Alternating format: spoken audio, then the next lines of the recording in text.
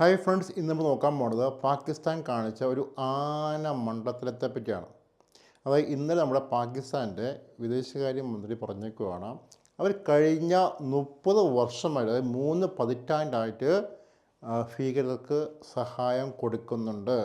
അത് ഫിനാൻസായിട്ടും ട്രെയിനിങ് ആയിട്ടും കൊടുക്കുന്നുണ്ട്. അതിനെ അവർ പറഞ്ഞ കാര്യമുണ്ട്, ഇത് അമേരിക്കയ്ക്കും പാശ്ചാത്യ രാജ്യങ്ങൾക്കും വേണ്ടിയാണ്.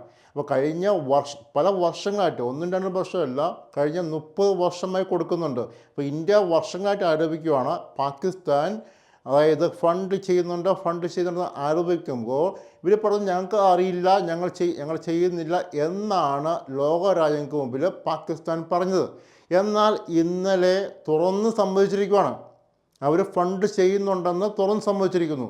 അതായത് അവർ പറഞ്ഞിരിക്കുന്ന കാര്യം അമേരിക്കയ്ക്കും അതുപോലെ പാശ്ചാത്യ രാജ്യങ്ങൾക്കും വേണ്ടിയാണ് ഞങ്ങൾ ചെയ്ത്, അത് തെറ്റായിപ്പോയി, അതുകൊണ്ടാണ് ഞങ്ങളിപ്പോൾ അനുഭവിക്കുന്നത് എന്നാണ് പറയുന്നത്.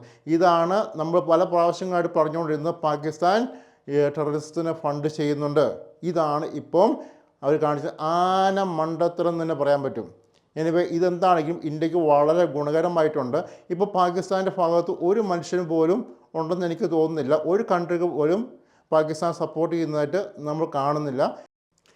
പാകിസ്ഥാൻ ടെററിസ്റ്റിന് വേണ്ടി ഫണ്ട് ചെയ്യുന്നതുകൊണ്ട് നമ്മൾ ഇന്ത്യക്കാർ, ഇന്ത്യ എന്നല്ല ഏത് കൺട്രി ആണെങ്കിലും ഇവരുമായിട്ട് ചർച്ചയ്ക്ക് പോയിട്ട് ഒരു കാര്യമില്ല. ഇനി നിങ്ങൾ നിങ്ങളുടെ അഭിപ്രായം പറയുക. ഓക്കെ, അടുത്ത വീഡിയോ കാണാം കേട്ടോ.